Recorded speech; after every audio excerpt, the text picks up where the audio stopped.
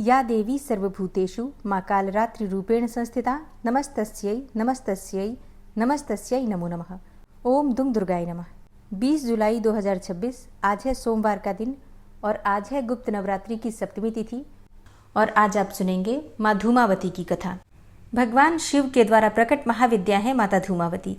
माता के इस स्वरूप को माना जाता है कि ये दरिद्रता को दूर कर देती हैं, दुखों को दूर कर देती हैं, क्रोध को शांत करने वाली देवी भी माता धूमावती को माना जाता है।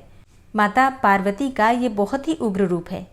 पुराणों में ऐसा माना जाता है कि इनके समान कोई दूसरी शक्ति नहीं है। श्रद्धा पूर्वक माता धूमावती की पूजा करने से भक्तों पर माँ की कृपा बरसती है और समस्त प्रकार के दुख और तकलीफों से मुक्ति मिल जाती है। माँ धूमावती की पूजा एक विधवा के रूप में की जाती है और इसीलिए सुहागिन महिलाओं को इनकी पूजा करने से वर्जित माना गया है। सुहागिन महिलाएं माता धूमावती की पूजा कार्मिक रूप से न करके दूर से ही प्रणाम कर लें और माँ का आशीर्वाद ले सकती हैं, क्योंकि माता धूमावती की पूजा विधवा के रूप में की जाती है और ये सफ़ेद वस्त्र धारण करने वाली देवी हैं जो अपने बाल हमेशा खुले रखती हैं। माँ धूमावती ने पापियों के नाश के लिए अवतार लिया था, इसलिए ये ज्येष्ठा भी कहलाती हैं।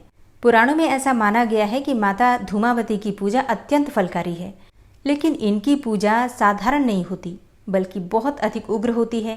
वैसे माँ की पूजा धन प्राप्ति के लिए भी की जाती है।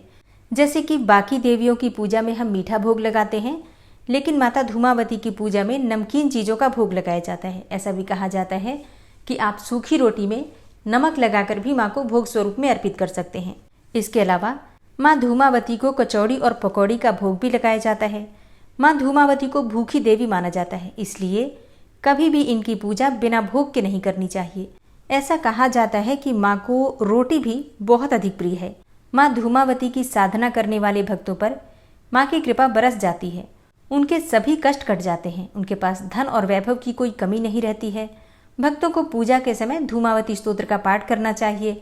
अब जैसे देखिए, कभी भी माँ की जो पूजा होती है, 10 महाविद्याओं की जो पूजा होती है, वो बिना गुरु के नहीं की जाती है। लेकिन अगर आपके पास कोई गुरु नहीं है तो ऐसे में भगवान शिव को गुरु बनाकर भी आप इनकी पूजा कर सकते हैं। माँ धूमावती की पूजा से पहले स्नान करना अत्यंत आवश्यक है। स्नान करने के बाद साफ स्वच्छ वस्त्र धारण करके माँ की विधि विधान से पूजा करनी चाहिए। धूप, दीप, अक्षत पुष्प इत्यादि सभी चीज़ें माँ को अर्पित करने के बाद भोग लगाकर और फिर माँ से क्षमा प्रार्थना जरूर करनी चाहिए, उनकी आरती कर लेनी चाहिए। अब यहाँ एक चीज़ बहुत विशेष है।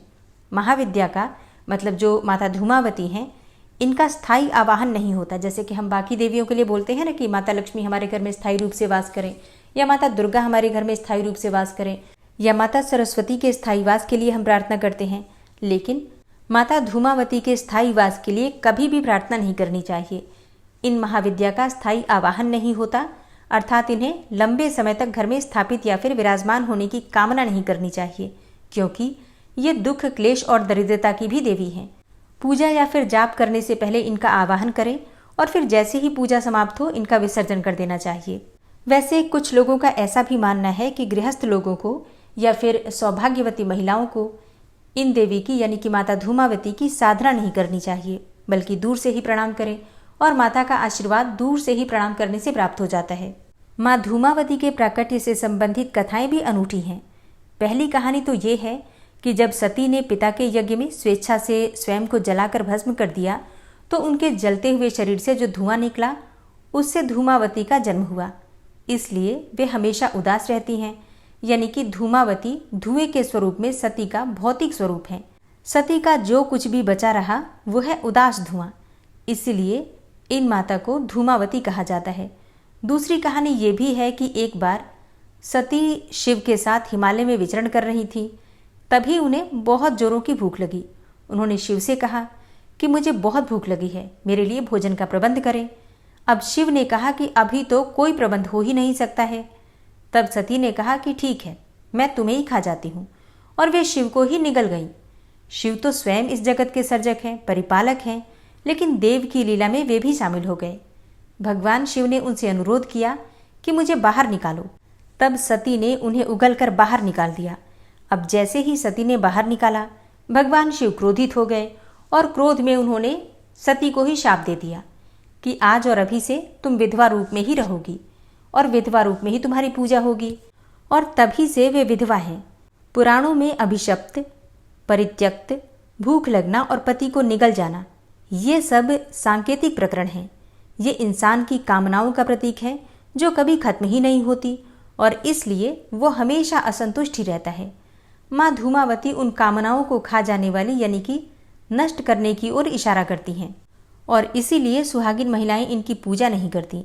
और इसका कारण ये है कि उन्होंने अपने पति को ही निगल लिया था, इसलिए इनका रूप जो है वो विधवा जैसा है और इस स्वरूप में वो महिलाओं के लिए पूज्य रह नहीं गई। लेकिन ऐसा नहीं है कि ये स्वरूप महिलाओं की ओर से तिरस्कृत है।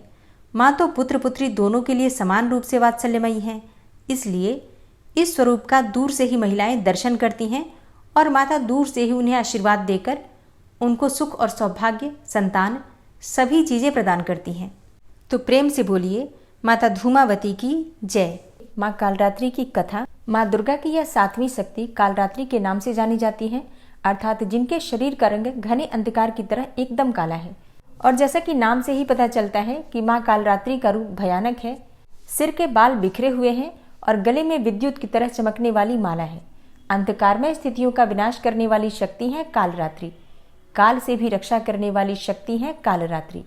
इस देवी के 3 नेत्र हैं और ये तीनों ही नेत्र ब्रह्मांड के समान गोल हैं। इनकी सांसों से अग्नि निकलती रहती है और ये गर्दभ की सवारी करती हैं। ऊपर उठे हुए दाहिने हाथ की वर मुद्रा भक्तों को वर देती है।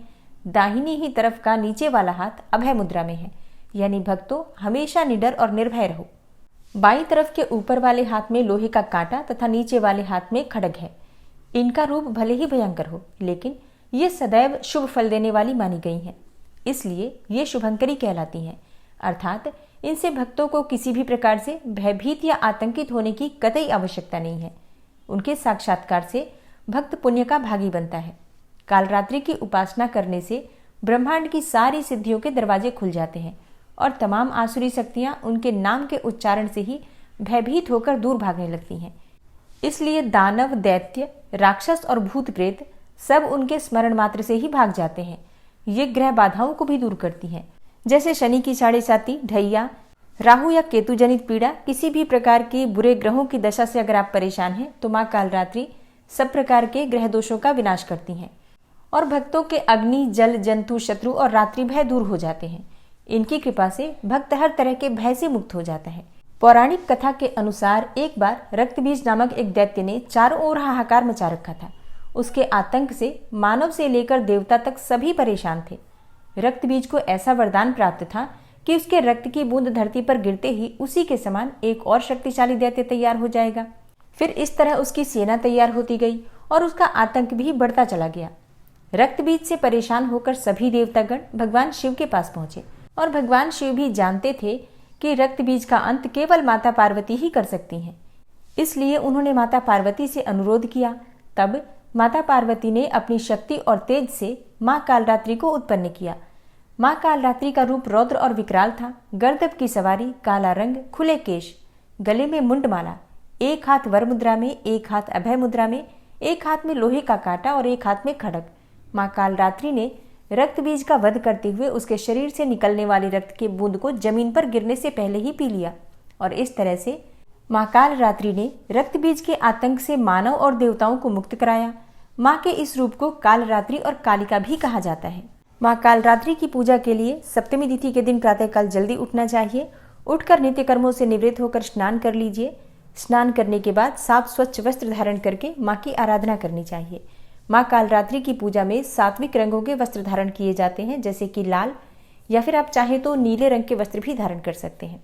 तो स्नान करके सबसे पहले भगवान सूर्यदेव को जल अर्पित कीजिए। फिर उसके बाद अपने घर के मंदिर में आ जाइए जहाँ पर आपने माँ दुर्गा की चौकी स्थापित की है।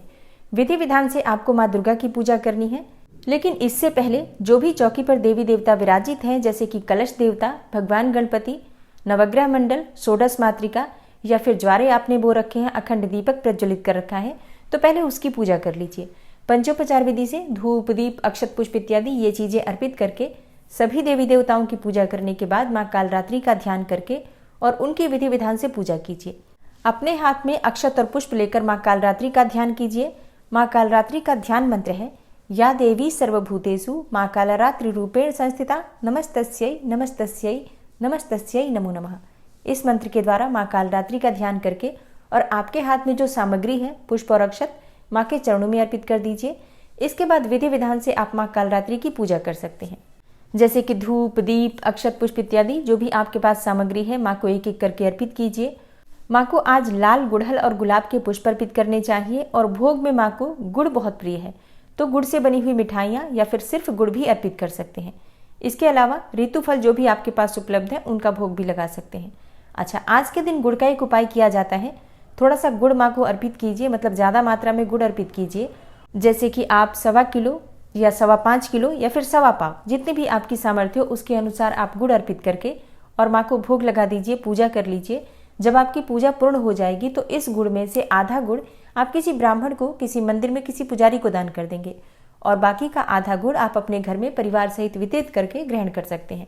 ऐसा कहा जाता है कि इस उपाय को करने से अकाल मृत्यु, दुर्घटना, मतलब किसी भी प्रकार का जो मन में हमारे भय हमेशा व्याप्त रहता है, हमेशा अनजाना सा डर लगा रहता है परिवार के सदस्यों को लेकर, अपने को लेकर कि कोई दुर्घटना ना हो जाए, किसी का कुछ गलत ना हो जाए, तो ऐसे भय से मुक्ति मिल जाती है। अकाल मृत्यु और दुर्घटना से मुक्ति मिल जाती है। शनि जनित पीड़ा समाप्त हो जाती है। तो प्रत्येक व्यक्ति को ये उपाय जरूर करना चाहिए। तो विधि विधान से माँ की पूजा कर लीजिए, आरती कर लीजिए। और हाँ, जैसे कई भक्तों के प्रश्न आते हैं कि क्या हम उपाय शाम के समय कर सकते हैं? जी हाँ, बिल्कुल कर सकते हैं। अगर आप सुबह नहीं कर पाते हैं तो शाम को भी कर सकते हैं। माँ कालरात्रि का बीज मंत्र आपको आज जपना चाहिए, कम से कम 11 बार, 21 बार या 108 बार। माँ कालरात्रि का बीज मंत्र है क्लीम ऐं श्रीम कालिकायै नमः। क्लीम ऐं श्रीम कालिकायै नमः। एक और मंत्र है ओम देवी कालरात्रै नमः। तो इनमें से जो भी मंत्र आप जपना चाहते हैं जप सकते हैं। और अब आप सुनेंगे माँ कालरात्रि की आरती। ओम जयति जय कालरात्रि, मैया जयति जय कालरात्रि, दुखों की संहारिणी माँ, सुखों की माँ दात्री, मैया जय माँ कालरात्रि। रूप भयंकर माँ का दुष्ट सदा कांपे, मैया से दुष्ट सदा कांपे, भक्त सदा हर्षावे, रिद्धि सिद्धि पाते, मैया जय माँ कालरात्रि। महामाई तुम जग की दयामयी हो माँ, मैया दयामयी हो माँ। भैरवी भद्रकाली चामुंडा कई नाम, मैया जय माँ कालरात्रि।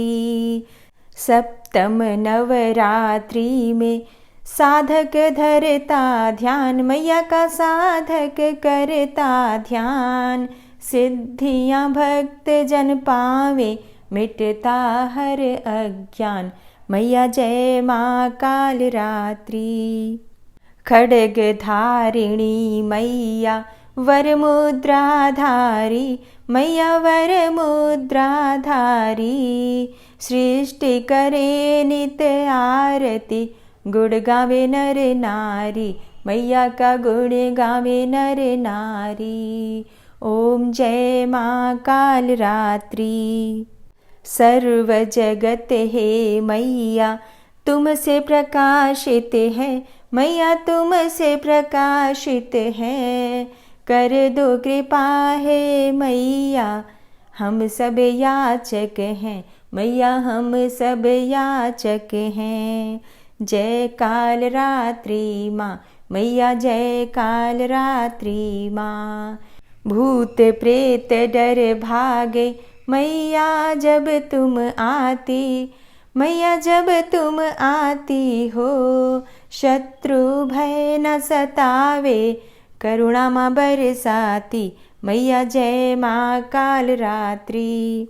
गर्दभ सवारी साजे दुखों का अंत करे, मैया दुखों का अंत करे, निर्बल शक्ति पावे, भय से माँ मुक्त करे, मैया भय से मुक्त करे। मैया जय माँ कालरात्रि, मैया जय माँ कालरात्रि। माँ कालरात्रि की आरती जो कोई नर गावे, जो कोई नर गावे, शक्ति भक्ति नित्य पावे, डर न निकट आवे, भक्तों डर न निकट आवे। ओम जय काल रात्रि माँ, मैया जय काल रात्रि माँ। ओम जयति जय काल रात्रि, मैया जयति जय काल रात्रि। दुष्टों की संहारिणी, सुखों की माँ दात्री, मैया जय माँ काल रात्रि, मैया जय माँ काल रात्रि। माँ की आरती करने के बाद क्षमा प्रार्थना ज़रूर करनी चाहिए। तो दोनों हाथ जोड़कर माँ से क्षमा प्रार्थना करते हैं। हे परमेश्वरी, मेरे द्वारा दिन रात बहुत से अपराध होते रहते हैं। मुझे अपना दास समझकर मेरे उन अपराधों को आप कृपापूर्वक क्षमा करिए। हे परमेश्वरी, मैं आवाहन करना नहीं जानता, विसर्जन करना भी नहीं जानता तथा पूजा करने का ढंग भी नहीं जानता। हे माँ, मुझे क्षमा करिए। हे देवी सुरेश्वरी, मैंने जो मंत्रहीन अर्थात ना मंत्रों को जानता हूँ, क्रियाहीन अर्थात ना क्रियाओं को जानता हूँ और भक्तिहीन अर्थात ना भक्ति के प्रकार जानता हूँ, तो मैंने जो मंत्रहीन, क्रियाहीन और भक्तिहीन पूजन किया है वह सब आपकी कृपा से पूरे हों। सैकड़ों अपराध करने के बाद भी जो आपकी शरण में आके जगदम्बा कहकर पुकारता है, उसे वह गति प्राप्त होती है जो ब्रह्मा आदि देवताओं के लिए भी पाना आसान नहीं है। हे जगदम्बिके, मैं अपराधी हूँ किंतु आपकी शरण में आया हूँ। इस समय दया का पात्र हूँ, आप जैसा चाहें वैसा करें। हे देवी परमेश्वरी, अज्ञानवश, भूल से या बुद्धि भ्रष्ट होने के कारण मैंने जो भी न्यूनता या अधिकता कर दी हो वह सब क्षमा करें और प्रसन्न हो। हे सच्चिदानंद स्वरूपा परमेश्वरी, जगन माता कामेश्वरी, आप प्रेम पूर्वक मेरी यह पूजा स्वीकार करें और मुझ पर प्रसन्न रहें। हे देवी सुरेश्वरी, आप गोपनीय से भी गोपनीय वस्तु की रक्षा करने वाली हैं। मेरे निवेदन किए हुए इस जप को ग्रहण करिए। आपकी कृपा से मुझे सिद्धि की प्राप्ति हो। इस प्रकार क्षमा प्रार्थना मंत्र के पाठ से दुर्गा माता आपके जाने अनजाने में हुए सारे अपराधों को क्षमा करेंगी और उनकी कृपा सदैव आपके ऊपर बनी रहेगी। गुप्त नवरात्रि की अष्टमी और नवमी कब है, कन्या पूजन कब करेंगे और हवन कब करेंगे, और जो भक्त गुप्त नवरात्रि में व्रत धारण कर रहे हैं उन्हें व्रत का पारण कब करना है, ये सारी जानकारी आपको आने वाली वीडियो में मिलेगी। तो आने वाली वीडियो ज़रूर देखिए। और आज की वीडियो आपको कैसी लगी कमेंट बॉक्स में ज़रूर बताइए। वीडियो अच्छी लगी हो तो लाइक कीजिए, शेयर कीजिए और चैनल पर पहली बार आए हैं तो सब्सक्राइब करके बेल आइकन को ज़रूर प्रेस कर लीजिए। मिलती हूँ मैं आपसे अगली वीडियो में, तब तक के लिए जय श्री राधे।